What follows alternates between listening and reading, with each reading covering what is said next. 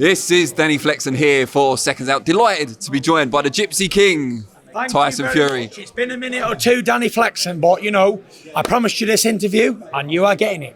Last time I saw you, you were the Gypsy Prince and you still had hair, so it's been ages. It's been a minute or two.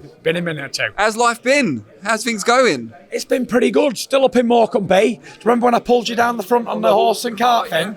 Yeah, that was a long time ago, and I'm still there, still in the same location. Your hair was dark. I had a lot of hair, a lot younger, but you know, we're still healthy and well and out of trouble, so that's what counts. Dillian Whyte not turning up. When did you know for certain he wasn't going to come? I knew yesterday that he wasn't coming, which is not really my problem or concern, because obviously I can take all the media on my own and do what I have to do and promote the fight, and that's what I did, I think, today. I think I did a good job. Bit disappointed in him though, not so much for yourself, but for his point of view. Yeah, for his point of view, I think he should have been here for his own legacy and for his own family, and they'll ask him, why weren't you there in years to come? And he won't be able to answer them. You said up there it was a promoter's argument rather than a fighter's argument. Why do you think he's not here then? Because Eddie Hearn told him not to come, and that's it, and he'll regret it in time to come. What's Whyte's motivation to follow what Eddie Hearn says though? Because he's not going to get any extra money for not coming, just like he says he's not going to get extra for coming. Exactly, but he's all about scuppering the show. He wants it to be an anticlimax, but it won't be. It's the biggest British fight in a long time, heavyweights, and here at Wembley Stadium. And you got the Gypsy King wearing the belt on the picture, so it doesn't get any bigger or better than that, really. And fueled by ferocity. Fueled by ferocity, yeah. I've got to give credit to Mike Goodall earlier. He said ferocity killed the white. What do you make of that? Quite a good comment. Not bad for Mike Goodall. On the subject of Dillian Whyte, you've said for a long time he's quite a basic fighter, limited, bum, as you often call your opponents. Do you need to start talking him up a bit now, especially if he's not going to participate? I tell the truth, from what he is, he's a third-rate professional boxer. He's a decent British level, but I'm a very good world level. So you said earlier that he's quite similar to Derek Chisora. Is he better or worse, or do you have him on a par? I think they're about even, to be fair. On any given day, each one of them could beat the other. I thought Derek Chisora won the first fight, and I think he was winning the second fight until he got chinned.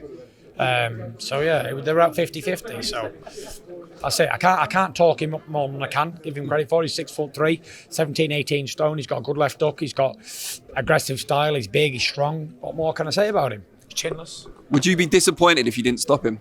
Yeah, for sure. I'm knocking him out. He's chinless, like I just said. I think when I hit him, he'll go stiff as a poker, and I'll hit him and knock him out cold. How big an event do you think this will be, particularly compared to some of the big stadium fights Joshua's had? Because that's what they'll inevitably be compared to. This is the biggest. I believe it's going to be the biggest attendance out of all of them. And this is it. Big fight. Because you know why? Joshua's opponents weren't British at Wembley. They were all foreigners. That's a fair point. Now, you're going on this, you've done the press conference. Obviously, all of the press now is going to be focused on you, but you're doing a social media blackout. Yep. Just tell us why you're doing that, because you love a bit of social media. I do love a bit of social media, but for most of the big fights, I always come off social media just so I can concentrate on the fight in hand and not focus on what people's opinions are and get caught up in all that sort of stuff. I can concentrate, focus on the fight in hand, focus on my training, focus on the game plan. I'm away from my family now for the next however long.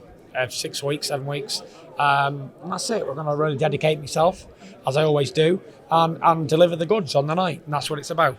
Sugarhill comes in next week. Where exactly will you be training with him? Because you said you'll be away from your family. Are you going to be staying with Sugar? Morecambe, yeah, I'll be in Morecambe with Sugar. What, staying in a house or what? The one that he usually stays in when he's here? I've got two houses on one house that I live at. My house is a little house and a big house, right. So we're moving the little house. So I'm literally about 6-8 feet away from each other. It reminds me in the caravan when you were preparing for Klitschko. That's right, yeah, something similar.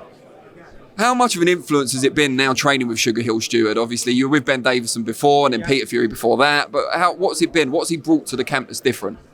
He's a very good trainer, Sugar. Brings confidence, he brings swag, he brings the American style, and we look for knockouts. And going back to Ben was an excellent trainer, and I know he's come under a lot of flack lately, especially with the Josh Taylor performance.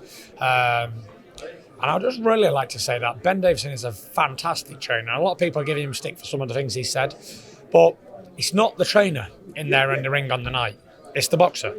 The trainer can only tell you what to do, and if you do it or not, it's your own business. That's it. So I never ever blame the trainer. If I have a shit performance or whatever, it's not the trainer's fault, it's my fault. And that's it. That's all I'd like to say on it. I suppose people look at that though and say, but you left Ben Davison, but was that just because of a change in style? Yeah, change in style. Ben didn't do anything wrong to me. Like, Ben had me slipping, sliding like a good one. I'd loved it. But for that specific fight, I knew I had to knock Wilder out. And for that defensive style wasn't going to work for me. So I needed an aggressive knockout coach. And it's common in boxing. If you need a different type of style, you change. That's what happened. I didn't leave Ben because he did something wrong. I left Ben because I needed a different style for a different opponent. You mentioned Eddie Hearn. Ben's style would actually work a treat on Dillian Whyte. A lovely treat. Gonna give him a call? Get him back in? Yeah, might do. Put the whole team back together? Oh, might do. I would love to do it. Love to, because I love to get that reactions back and the slip and the slide, hands behind the back, all that job. That's what it's about, boxing, purist boxing. And you mentioned Eddie Hearn earlier. I asked Frank Warren this as well. Is there a point where you just wish he'd kind of butt out of things now because he's not involved? Because he's irrelevant now. He's lost 2 purse bids back to back now. DAZN's just put in losses of 1.5 billion, 1.3 billion. So they're on a sinking ship. They've left Sky. And that's it. Do what they do. Best the British to you, Mosh. Will we ever see you back on Sky, do you think? Listen, you never can tell, but BT Sport have brought me back from the brink of defeat. So I'm very thankful to BT Sport and what the job they've done for me in ESPN in America as well. So I'm a loyal man, me. I don't just keep jumping ships to station to station to station. But when the contracts run out, if I'm still boxing, then there'll be bids put in for whoever wants the Gypsy King, the highest purse bids. How close did you come to signing to fight Usyk in an undisputed fight, and what ultimately was the factor or factors that stopped it happening? It was very, very close.